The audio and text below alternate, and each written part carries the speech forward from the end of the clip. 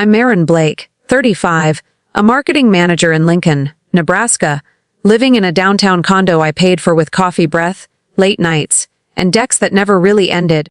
The kind of place that looks calm from the outside and hums quietly with effort on the inside. Mondays were for stand-ups, status updates, and pretending everyone was fine. That Monday morning, the conference room smelled like dry, erase markers and burnt espresso. The screen glowed with a spreadsheet full of promises we were supposed to keep. Someone was talking about budgets when my phone buzzed on the table. The sound was small but sharp. A tiny siren slicing straight through the room. I glanced down. A text from Tessa. Need $2,800 for prom. Send now. My jaw locked. $2,800. For a dress, a limo, a hotel ballroom, a night of selfies and stories that would be forgotten by graduation. My fingers hovered, then moved under the table. Earn it yourself. My heart thudded as I slipped the phone face down. I tried to focus on the meeting, nodded when expected. Scribbled notes that meant nothing.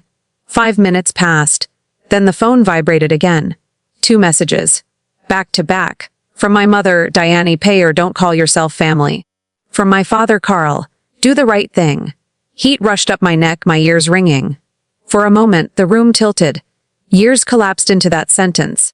I thought about the joint family account I'd opened after my first big promotion. It felt noble then. Smart. Bills, groceries, emergencies. I told myself it was temporary. I was helping. I was being responsible. Now I was being threatened for satin and rhinestones. I finished the meeting on autopilot and drove home with my hands tight on the steering wheel. That night, I paced my living room until the carpet felt thin beneath my feet.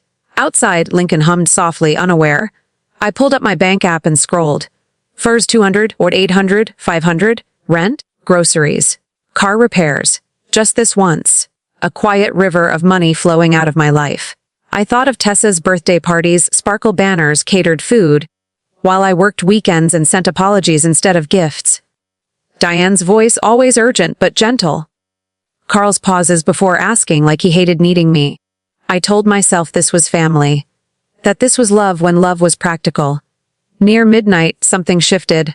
I opened my laptop with the same calm I used when approving a campaign. Finger by finger, I started cutting cords I hadn't realized were wrapped around me. Subscriptions I paid for canceled. Auto transfers off. Alerts on. I left the joint account open, but the faucet was closed. By 8:30 the next morning, the quiet felt wrong. Too clean, then my phone buzzed. Bank alert, large transaction detected. My stomach dropped. 1,000 had left the joint account at dawn. This wasn't about prom anymore. I stared at the number, pulse pounding. Rent money. Credit cards. Another indulgence dressed up as need. Whatever it was, my name was on it. I needed facts, not guilt. 2 doors down from my department was legal. I knocked on Ellen Ward's office. We'd started at the company together before she left for law school and came back sharper, steadier. Quick favor? I asked. She looked at my face and nodded without a word.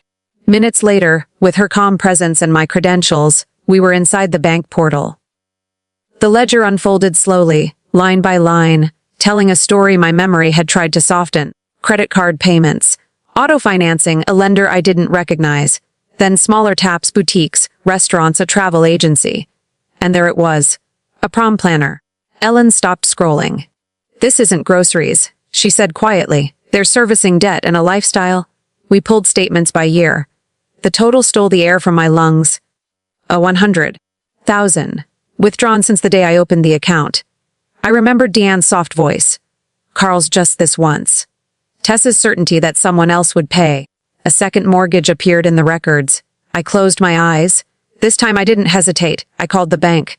Froze transfers, revoked cards. Reset every alert. Then I wrote one careful email, steady and final. The account is close to you. I know about the withdrawals. There will be no more money. I hit send. The silence lasted 3 minutes. Then everything exploded. The explosion came fast. Tessa called first, breathless and furious. You can't do this. We need it. For what? I asked, my voice steadier than I felt. Another dress. She hung up without answering. Texts followed in waves. Diane sent paragraphs about survival, about how families take care of each other. About how I was abandoning them. Carl sent one line that hit harder than all the others. Think about what you're doing to us. I did think about it. All night. By morning, the decision had settled into something solid. I printed every statement, every transfer, every receipt. The paper felt heavier than it should have. At noon, I drove to their split, level house with the folder on the passenger seat. The neighborhood hadn't changed. Same trimmed lawns. Same cracked driveway. Same place where I'd learned what love was supposed to cost. Diane was already on the couch when I walked in, hands folded tight in her lap. Carl stood near the window, staring outside as if he could avoid what was coming. Tessa sat in an armchair, scrolling, jaw clenched. I didn't sit. I laid the statements across the coffee table, spreading them out slowly. I know about the second mortgage, I said. About the credit cards, about the prom planner. Diane's lips pressed into a thin line. You don't air family business. You made it my business when you spent my income, I said. Carl turned sharply. We were drowning. You were supposed to help. I did help. I pointed to the totals. $100,000. That wasn't groceries. That was avoiding consequences. Tessa finally looked up, cheeks burning. I didn't ask you to open that account. You asked me for $2,800 and called it love. I said, love isn't a wire transfer. The room filled with noise. Diane cried about bills and fear. Carl talked about pressure, about how things got away from them. Tessa snapped that everyone else's parents paid for prom, that I didn't understand. I didn't raise my voice. I waited until the arguments circled back on themselves. Then I gathered the papers and stood. This is the boundary, I said. No more money. If you want me in your life, it can't be tied to payments. Diane blinked, searching for something to say. Nothing came. Carl straightened his shoulders. Then we're finished. I nodded. If that's your choice. I walked out without slamming the door. In the driveway, I blocked their numbers and sat in my car until my heartbeat slowed. Weeks passed. A cousin texted one afternoon bankruptcy filed. House listed. Tessa took a retail job. I felt grief and relief at the same time. I met with Ellen again and closed every loophole. New accounts. New passwords. A budget that put my future at the center instead of the margins. Therapy helped me untangle guilt from duty, taught me that boundaries weren't cruelty. They were clarity. When spring arrived, I cleaned my closet and found the gown I'd once bought for a gala I never attended. Tag still on. Silk heavy in my hands. I donated it. At the thrift store, a girl lifted it from the rack and twirled, laughing as the skirt flared around her knees. Her joy was effortless, unbilled. I stood there longer than necessary, breathing it in. And for the first time in a long while, I didn't feel like I owed anyone anything. Summer came softly, like it didn't want to argue with anyone. The air warmed, patios filled, and my mornings stopped starting with dread. Silence used to scare me. Now it felt like space I could finally breathe in. Guilt still tried to visit. It sounded like my mother's voice, careful and wounded. Like my father's pauses before asking. Like Tessa's certainty that love meant someone else paying the bill. I learned to let those thoughts pass without answering them. Therapy taught me that feelings weren't orders. They were echoes. I built a rhythm that belonged to me.